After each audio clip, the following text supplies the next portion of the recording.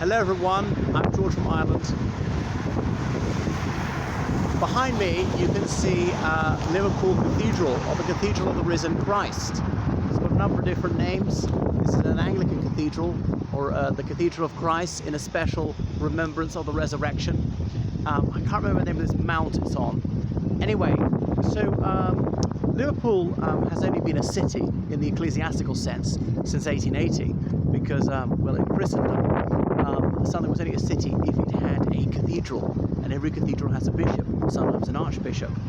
And so the Church of England decided that they would make this the centre of a diocese in 1880, and an Act of Parliament was passed to that effect, England having a state church to this day. So there was a pro-cathedral, as in a parish church, which functioned as a cathedral, was thought to be inadequate, too small, and especially ugly. So they decided they got to build a cathedral so that the bishop could be properly accommodated, you know, something to be worthy of the dignity of this fine city. So there was a lot of discussion, and finally they opened a competition to see who would design it, and there were many submissions, and one of them was from the young Giles Gilbert Scott, and his design won. But he was only 22 years old, and he hadn't even fully qualified as an architect, was still a trainee, and he hadn't a single building to his credit. And another thing is, he was a Catholic. Sectarianism was not going to get in the way of this, as his was the best design, so they went with it. Where to site it? But anyway, they eventually went for this location just here. And you might say, well, it was obvious to pick. There were people who advocated other places, but this is about the highest point of the city, commands a fabulous view over the harbour, and is visible from almost anywhere in Liverpool. So their groundbreaking commenced, and King Edward VII laid the foundation stone in 1904. And the size of it is immense. It's 189 metres long. It's just over 100 metres tall at the tower. And so this is the third largest building in Liverpool. It's certainly the largest place of worship in the British Isles, and it's arguably the largest Anglican place of worship in the world. That's disputed by an Episcopalian cathedral in New York City. So yes, much bigger than Canterbury Cathedral, though of course Canterbury is the religious capital of England. But the difference is Canterbury is a much smaller city, and it's medieval, and by the 20th century building techniques allowed people to build things larger. The thing is, the Anglicans were a majority in Liverpool, but only just. A lot of nonconformists, as in Baptists, Presbyterians, Quakers, Congregationalists, such lot, Pentecostalists, and a lot of Catholics. Being so close to Ireland, a lot of us came here, and so there's a large Catholic minority. And now that these days they're more worshipping Catholics than there are Anglicans, probably more even nominal Catholics and nominal Protestants. A lot of people just dropped out of religion altogether. So this dark red stone, I'm not sure from where it's hewn, it's huge. So a few people are interred in there, including David Sheppard, who was a pioneering bishop of Liverpool, not the first bishop. Anyway, the First World War interrupted construction, and then the 1920s were times of very straitened circumstances, financially speaking. And there was austerity in the 1930s with the Great Depression and all that, although labour supply was very plentiful and cheap. So some people were toiling here during the 30s. Gilbert Scott being a very young man when he designed, as I say, who would have thought that he wouldn't live to see it completed? And then the Second World War intervened, and of course construction had to stop yet again. And there were so many more urgent problems. The pressing issues were to provide accommodation for people being bombed out in the Second World War. And so it wasn't really to the late 50s that construction began again on any large scale. And Gilbert Scott died in 1960, never having seen his handiwork come to fruition.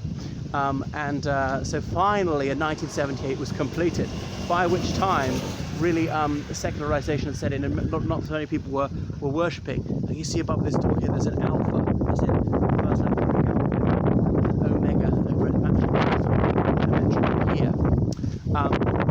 And there's a graveyard on the other side. So yeah, 1978 was completed, and it's connected to the Catholic Cathedral by Hope Street. Not Hope as an aspiration for interdenominational amity, but because William Hope, a prominent local businessman, was the foremost resident of that street for many years. So it's named after him. There's Rodney Street nearby, which is the one at which William Ewart Gladstone was born. So perhaps you're getting an idea of the scale of things, because if you just say the figures, it doesn't say much. It may not mean much to you. There's a campanile up there, so it's not as tall in the nave, 35 metres tall. The tower's the tallest bit.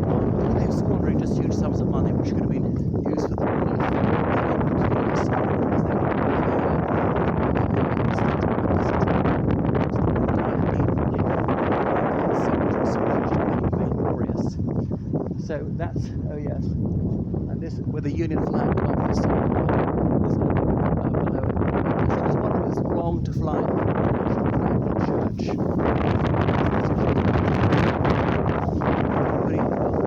British to go to the cathedral, you can be any nationality.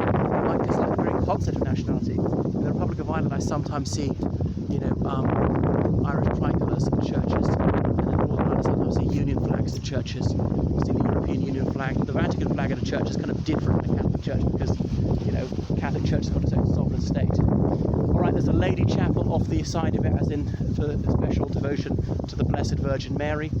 So this, the worship here, as they say, is like middle of the road, because within Anglicanism, they're the high Anglicans who are Catholic in everything except the supremacy of the Pope, and then they're low church people who are proudly Protestant, don't go for the bells and smells, little frippery as they would see it, unceremonial, very Bible-based, and believe things are quite plain.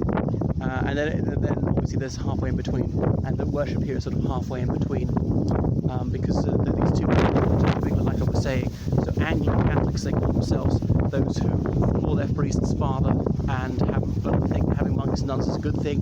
There are Anglican monks and nuns who believe in sacraments, maybe not all 7, and might even believe in transubstantiation, veneration of the saints, especially of Our Lady, and pilgrimages and so on. But the Queen is the head of their church, not the Bishop of Rome. They're high Anglicans, and then low Anglicans, as I say, are the opposite party, and then the people who sort of so that's just a little bit there, and well, then, you know, if you're further up the mountain, you can look down towards the harbour. What else should I tell you about this fabulous cathedral? Yeah, there are very few worshippers in it, because it's not a very religious city, and there are very few Anglicans in Liverpool these days. There's a huge white elephant, really. There's a Church of Scotland congregation.